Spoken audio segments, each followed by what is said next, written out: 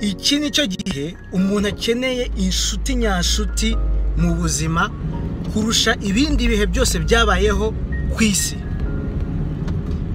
Ubuzima turimo ubu ngubu ntabwo bworoshye na gato, nubwo hari kuza tekinoloji kugira ngo zoroshye ubuzima, abantu bongere babe abantu, babone umwanya wo kuganira hagati yabo, wo kugira ubushuti nyabushuti, ariko siko bimeze.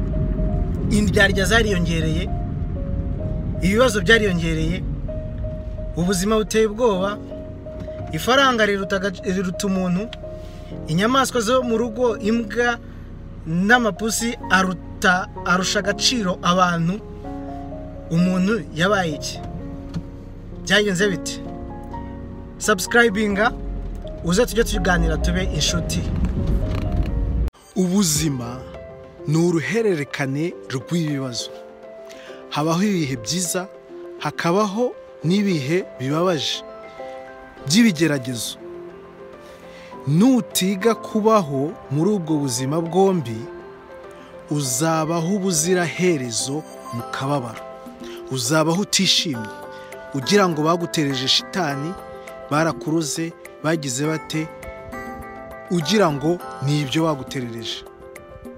Ariko inshuti ziberaho gufashanya. Inshuti nziza igusiga izindi inshuti nziza. Inshuti nziza imenya ibibazo ufite, ikakugira inama, ikanagufasha iyo bishoboka. Niyo mpamvu iyi channel haba inshuti iriho, kugira ngo igufashe kumenya ubwenge bwo kubaho muri ibyo bihe byose. Subscribe. Uzi impamvu badasakuza ku manywa? Vuga uti hoya, sakwe sakwe. Vuga uti soma, nagutera icyo utazi utabonye. Vuga uti ngo ubuto bwa so na nyoko wakishe. Vuga uti ngo ngicyo ingamba nshya n'intego nshya z'umwaka mushya ufata buri mwaka utigeze ubona, utazanabona. Ngayo nguko mu kwitegura umwaka mushya, ngiye kubaha amasomo 5 y'uburyo wategura ingamba zawe, intego zawe, maze ukazazigeraho. Kora subscribe, ube intwari, ureke kuba ikigwari, wishyiraho intego n'ingamba nshya utazigera ubona. Turi kumwe.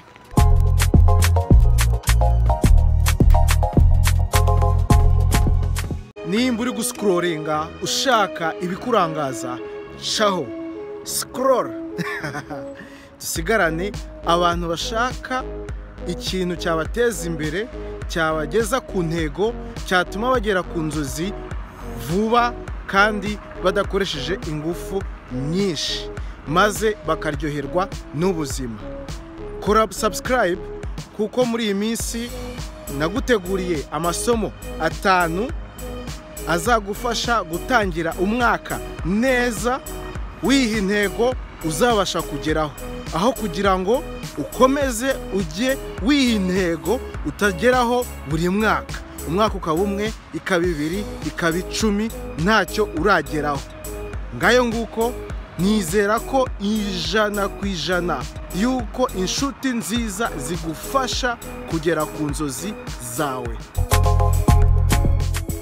Dore bimwe mu bituma umuntu atagera ku ntego ze.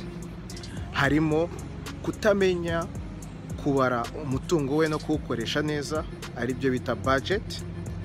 Kutamenya gukoresha igihe cye neza, ukamenya igihe cy'akazi, igihe cyo kurangara, igihe cyo kwidagadura, igihe cyo kureba inshuti, igihe cyo kureba abavandimwe, igihe cyo gukora gahunda zawe no kugira ngo uzagere kuri za ntego zawe. Hakabamo ikindi kintu cyica abantu benshi, ari cyo gufata ibyemezo mu gihe gitunguranye, ufite emotions nyinshi, warakaye cyangwa se wishimye cyane, ugasanga ufashe ibyemezo bitajyanye n'ibyo ushaka kugeraho, bikica za gahunda zawe. Ibi byose nzabigarukaho mu masomo ndi kubategurira, kugira ngo mutazayacikwa muzi icyo gukora. Ubwenge burarahurwa. Icyo wifuza kugeraho cyose hari umuntu wagikoze.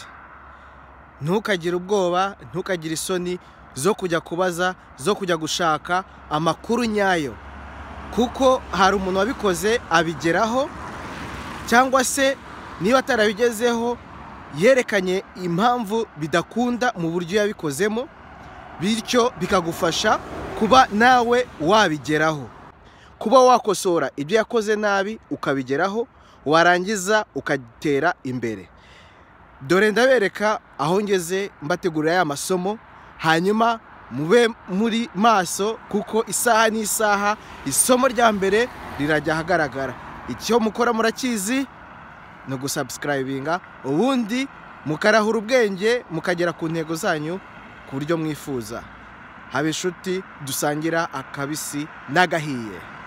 Ntushobora na rimwe gutwara umudari wa zahabu w'irushanwa utiteguye, ntibishoboka. Filime, imbuga nkoranyambaga ndetse n'amasengesho bikwizeza ko ibitangaza bihoraho kandi ko ari wowe ukurikiyeho. Wirirwa wiruka inyuma y'amafaranga kugira ngo wubake umutungo wawe cyangwa se ukemure ibibazo ufite hejuru y'irushanwa utiteguye na rimwe, nta mukoci ufite, nta mukoci ukugutoza imyitozo ituma uzamuka mu ntera, nta n'uwo kukongerera morale, ndetse nta n'ubwishingizi ufite na bumwe mu gihe uhuye n'impanuka muri iryo rushanwa. Mu kwitegura umwaka w'ibihumbi 2025, video ya kabiri igiye gusohoka muri iyi weekend. Mu kuyitegura reba video yabanjirijeho hano hasi. Nibyo se koko ngo nta snow nta cyabaye, nta foto nta cyabaye, nanjye ndongeraho nti nta systeme ntacyo ugeraho. Intego zose uri kwiha z'umwaka utangira ntago uzazigeraho kubera ko nta systeme ufite. Buri gihe uravuga tugiye gutangira regime ariko ngo uzayitangira ku wa mbere. Uyu munsi turi ku wa 4, snow ikabiraguye ikakubana nyinshi, igatuma udashyira mu bikorwa ibyo washaka gukora. Urugero, niba wagombaga kujya guhaha ntubu ugihashye bya bindi ukeneye muri regime. Ikindi, nimba ushaka kugera ku ntego, igitekerezo kikaza, gerageza ushyire mu bikorwa ukoresheje ya systeme ibyihutirwa bya mbere bituma bigushyira muri ya mood ukomeza ukagera kuri iyo ntego wihaye. Iryo ni isomo rya mbere rizaza muri weekend, mube muri yubaso ngaho hageze. Umunsi mwiza. Hari ubwo ujya wiyumva rimwe na rimwe uvuga uti aho kugira ngo nkire mfite ibibazo nakena mfite ibyishimo. Muri video ya mbere twavuzemo abantu 5% bagera ku nzozi zabo babigambiriye, ariko hari n'abandi babigeraho batabigambiriye, kubera yuko muri cya gihe habayeho ibibazo hari umuntu uza akabaha ikindi gitekerezo cy'ibintu ashobora kuba bakora, ugasanga babikoze mu bintu bitajyanye n'ibyo bashakaga mu buzima bwabo. Muri video ya kabiri twabonye yuko utegura ibintu mu cyerekezo cyawe ufite mu gihe cy'imyaka 10 iri imbere. Muri icyo gihe ubiteganya neza witonze.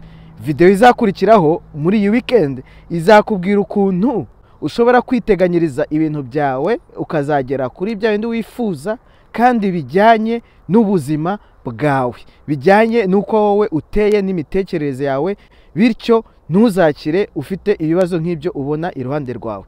Aka kantu karamfasha cyane mu buzima. Nk'iyo nshaka kugera ku kintu, ngabanya iyo ntegomo utuntu duto cyane ngenda nkoresha buri munsi cyangwa se buri saha cyangwa se buri minota bitewe n'iyo ntego n'ikintu nshaka kugeraho. Urugero, nk'ubu ndi kwiga ururimi, buri munsi mfite umubare w'amagambo ngomba kwiga mashyashya nkanayakoresha uwo munsi wose.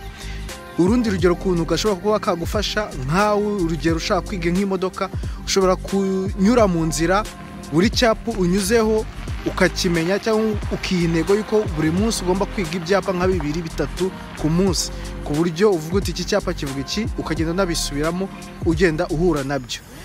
Ese wowe mu ntego zindi ufite ni ibihe bintu ushobora kuba washyira mu buryo kugira ngo ubigereho buri munsi? Urundi rugero naguha, nk'umuntu ushaka guta ibiro, ushobora gusoma ese ibintu nariye bifite calories zingahe, ngayo nguko. Mu buzima nta na rimwe ibihe bizajya inama ngo bigutegereze yuko uba witeguye kugira ngo imishinga cyangwa ibikorwa ushaka gukora inyuremo neza. Buri gihe cyose haba hari ibintu bitunguranye, ujye uhora witeguye. Na Martin Luther King yaravuze ati, niba udashoboye kuguruka iruka, niba udashoboye kwiruka kandagira igitsi, kandi niba udashoboye gukandagira n'igitsi kamba. Ariko icyo ukora cyose genda ujye mbere, kora ibyo ugomba gukora kugira ngo intego wihaye uzigereho. Yari hari inshuti, wibutse guha abandi inshuti, wabwire uti karibu kuri Haba Inshuti. Amakuru yawe, iminsi myinshi cyane twaraburanye, ko wanyanzeze, twapfuye iki koko? Ntukinyandikira, nta n'aka message, waranyibagiwe pe. Cyakora naje gusanga yuko ubushuti ari ikintu cyiza cyane, kuko aho ngeze aha naho ugeze hari inshuti zabigufashijemo. Igihe cyose wibuka ikintu cyiza cyakubayeho, hari umuntu wagigufashijemo. Nubitekereza neza urasanga ari byo. Niyo mpamvu nje kugutumira ngo usubscribing kuri channel Haba Inshuti, kubera yuko nizera yuko inshuti zifashanya kandi Haba Inshuti mu buzima dusangira akabisi n'agahiye. Subscribe. Yewe bya bintu birakaze pe. Ngumanika agati wicaye, wajya kukamanura ugahaguruka. Ngibyo ibintu bikubaho iyo wihaye intego. Ni ngombwa yuko izo ntego uzigeraho, bizasaba yuko uhaguruka. Intego warazanditse wicaye, warafashe umwanya wawe, nkuko twagiye tubibona mu mavideo y'ubushize.